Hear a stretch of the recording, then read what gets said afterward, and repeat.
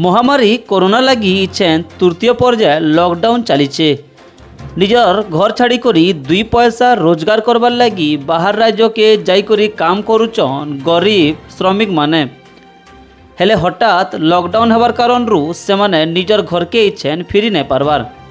संबलपुर फाटक अंचल रे भी बाहर आसीथिवार केतेजन श्रमिक माने गला 2 मास सेवा फसी करी रही जाइथिले, जहांकु कि संबलपुर अग्रणी स्वेच्छासेवी अनुष्ठान स्वेच्छा तरफ सेमानकु तांकर घर के पठाइचे।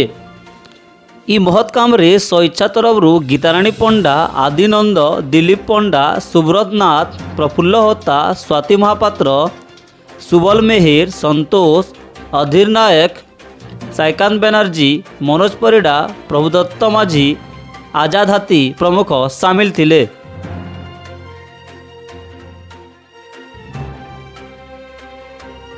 Bureau report, Sambalpur TV.